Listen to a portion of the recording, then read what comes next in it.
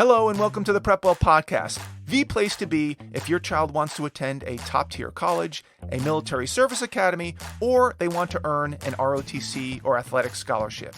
I'm Phil Black, your host, and my job is to prepare you and your child for this amazing journey.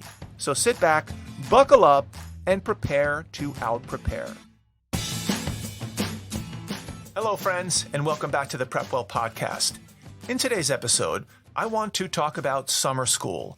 And by summer school, I'm not referring to the summer school that you and I remember growing up, which typically fell on students who had failed a class or multiple classes during the school year, and they were required to make it up over the summer. My guess is that your child doesn't fall into that category. I'm talking about today's summer school. And the reason I bring this up this week is because I just enrolled my 8th grader in summer school, which will start sometime in June, about a week after his school lets out. And he, by the way, will be my 4th son that has taken summer school. Now, there are many reasons for a child to enroll in summer school. For example, my first 2 oldest sons took summer school because 1, they wanted to skip a year of math. 2, they had to make sure that they would not get one particular math teacher in high school who was terrible. 3, they wanted to be competitive at very selective colleges. 4, they were interested in Navy ROTC, which puts a big emphasis on math. And lastly, number 5, I signed them up for it. My 3rd son joined in on the summer school fun as well for similar reasons. His goal was to go to the Naval Academy, which cares a lot about math. He had the same issue with avoiding that terrible math teacher at the high school. He had to recover from a full year of Zoom math during COVID, which set him back considerably. He had some makeup to do. He also thought it would help him on the SAT. And lastly, of course, I signed him up for it. And now my 8th grader will be going to summer school for many of the same reasons. There are other reasons, some specific, some more general, that your child might want to take advantage of summer school. The first and probably the most important reason is to keep something going academically over the summer to prevent the summer brain melt. This is the phenomenon where students left to their own devices, literally and figuratively these days, and left unchallenged academically, might lose 30 to 40% of what they learned over the prior year. This is a significant slide backwards, and they just can't afford to let that happen, especially if your child wants to be competitive at a selective or a very selective college. And I don't know about you, but trying to keep children engaged academically over the summer has become more and more challenging, especially if there's no structure, no accountability, very little oversight, iffy follow-through. And of course, phones and other entertainment devices aren't exactly helping our cause. So if your child wants to be competitive and wants to keep their academic momentum going, I just don't think it's feasible anymore for them to put their brain on the shelf for 2 or 2.5 months. It's too much of a lost opportunity. Thankfully, in part due to COVID, there are now lots of summer school options available, and most of them are virtual.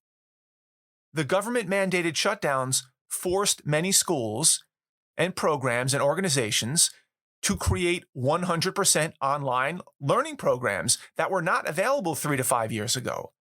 This, in turn, has created tremendous summer opportunities for students and families, and they become pretty high quality as well. Because in the past, part of the challenge with summer school was getting your child to the physical classroom. If they had class from 8 a.m. to 12 noon, who's picking them up at noon every day? And how could your child commit to attending a 5-day-a-week in-person class when they had to coordinate with a part-time job or a family vacation or lacrosse camp or theater rehearsals? It was tough to fit yet another activity that was so regimented. But these days, with the ability to learn remotely, and in many cases a learn-at-your-own-pace curriculum, it's much easier to accommodate this type of academic activity. And hopefully by now, your child is more accustomed to this type of remote work, especially if they had to deal with it during COVID. Is a virtual experience as good as an in-person experience? Probably not, but it's getting better. and it will likely become more and more common in the future. So why not figure out how to handle it now in a relatively low-risk environment? The other reason to consider summer school is to help your child keep their academic confidence up.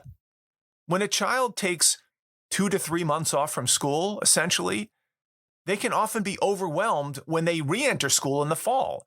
It's a huge shock to the system, especially when transitioning from 8th grade to 9th grade or 10th grade to 11th grade.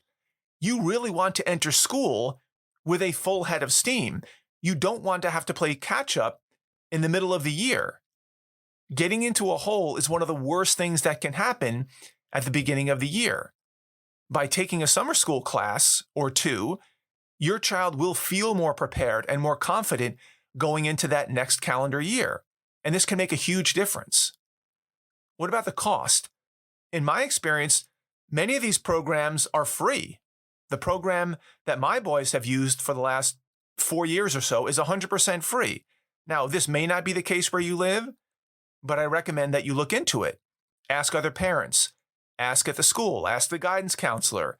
Do a Google search. Since so many programs are now online, the per student cost has been dramatically lowered, oftentimes to zero.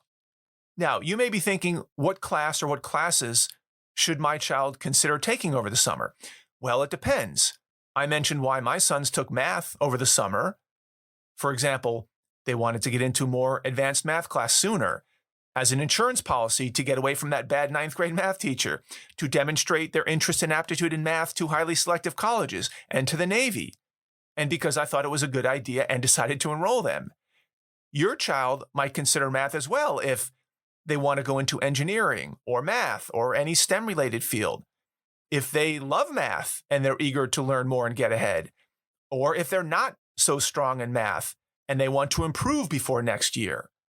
Maybe they had a poor math experience last year and they need to catch up and fill in the gaps before next year. Maybe COVID really messed them up and they'll take whatever they can get to get back up to speed.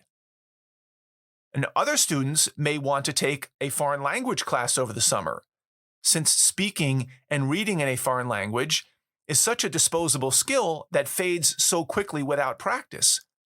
Or maybe they're interested in international affairs or travel or world cultures, or anything related to the world outside the US. Beefing up their foreign language skills, maybe even becoming fluent, could certainly help in this regard. What about students who are very focused on, for example, biology? Maybe they think they want to be a doctor someday, and they really want to shine in their biology class. Well, maybe they want to take biology over the summer so that AP biology class is less stressful when they get back to school. I know a lot of students who want to prime the pump on biology or chemistry or physics over the summer so that they hit the ground running when they get into their AP Bio, AP Chemistry, or AP Physics class. Depending on how motivated your child is and the time they have to commit to such classes, they could really differentiate themselves academically over the summer. Your child also may consider taking summer classes to send a signal to colleges about what they really care about, whether or not the classes even end up on their transcript or whether they get credit for it or not. If you're interested in business, for example, taking summer school classes in economics or microeconomics or accounting would look great to a college. It shows that you're exploring your interests in a very practical way. And for the most challenging honors and AP classes, taking a summer class or an online class ahead of time can really grease the skids. It can make your child's in-school life a lot less stressful because they're already familiar with the content and terminology and the themes and the vocabulary. I propose this strategy inside PrepWell Academy all the time. And there are many ways to do this that don't entail summer school. Unfortunately, it's really challenging to get students to take me up on these ideas because in many cases, there's just no accountability. Nobody's tracking them. It's easy to get distracted. Khan Academy, for example, is a free tutoring tool that's available to everyone for free. It's an incredible resource that every student should take advantage of. However, sometimes when the access is too easy and there's no official class associated with it, it's hard to get students to stick with it. Only a very few highly motivated, very mature students ever follow through with Khan Academy on an ongoing basis. It's just too easy to lose focus and get distracted. But when they're enrolled in an actual summer school class with actual assignments that they have to turn in and a teacher they're accountable to, engagement tends to go way up. Summer school classes might even rise to the level of showing up on your child's extracurricular activities list. For example, I've had some highly motivated students who've taken my advice and enrolled in several summer school classes over the course of 3 to 4 summers in a row. So when it comes time for their college applications, I advise them to include an extracurricular activity called self-directed study, where they list the 6 to 7 summer school classes that they took and why. This is pretty impressive. And by the way, this doesn't require that the student get accepted to some wazoo internship or fly across the country to some expensive contrived summer camp or land a primo summer job. They can do it on their own schedule and often for free. I've had students write college essays on what they learned in their summer school classes. And in a world where it's becoming more and more difficult to differentiate yourself, these classes can really separate you from other students who sit around all summer and go to the beach and scroll on their phones and hang out at the mall. There's just no comparison. Do you have to get credit for these classes? Not necessarily. My 2 oldest sons only used the summer school class in order to skip a year of math. They didn't use it for credit. They didn't even include that summer school class on their transcript because they would easily already meet the requirements of 4 years of math while in high school, so they didn't need it. They just used summer school to help them pass the entry exam that allowed them to skip a full year of math. So depending on the situation, your child may want to use the summer school grades for credit in their high school, or they may want to include them in their college application. You would have to request an official transcript from the summer school if you wanted to, but that's no problem. So here's the bottom line. There are many reasons to take a summer school class. Maybe you need to. Maybe you want to. Maybe you want credit. Maybe you don't want or need credit. Maybe it will help you skip a class. Maybe it won't. For this reason, it's important to come up with a plan and run that plan by your child's guidance counselor to make sure there are no surprises. You wouldn't want your child to take a class all summer, assuming that it will give you high school credit or that it will automatically advance you to the next grade, only to find out that your high school doesn't accept such an arrangement. Make sure you do your homework and do your due diligence ahead of time. So here's the moral of the story. Credit or no credit, skip a class or don't skip a class, whatever the motive, I highly recommend considering summer school, if for nothing else but to keep your child's brain engaged over the summer. And the reason I'm including this in a podcast now is because some parents have no idea that summer school is even a thing, or they'll find out too late. I want to make sure that you're made aware of this option early enough to, 1, discuss it with your child, 2, do some due diligence and research, 3, check in with your school, and 4, just ask around and get smart about the strategy. And one last thing before I forget, because I know people who listen to this have kids in a wide age range. This strategy, this suggestion, applies to all age groups of kids, not just students entering or in high school. And the earlier the better. Keep those neurons firing over the summer and take advantage of all the new virtual programs out there that were born out of the pandemic. That's all I've got for you today, folks. Thank you for tuning in and for your continued support. And in case you didn't know, this podcast supports PrepWell Academy's online mentoring program, where high schoolers and their parents receive weekly videos from me where I break down important topics like this one and give timely advice about college admissions, particularly for top-tier colleges, service academies, and for ROTC and athletic scholarships. Many parents who listen to this podcast already have their high schoolers enrolled in PrepWell Academy, which is great. If you don't yet, however, please consider enrolling them. Remember, registration is only open during freshman and sophomore years. After that, we no longer accept new students.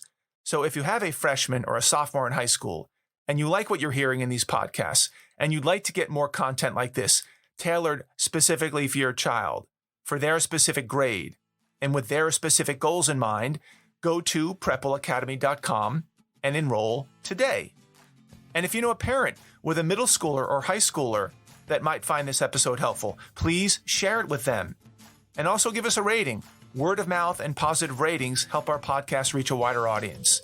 If you have questions, comments, or an idea for an upcoming episode, please reach out to me by email, DM me on Instagram, check out our blog, Facebook page, connect with me on LinkedIn. I would love to hear from you. Until next week, goodbye, good luck, and never stop preparing.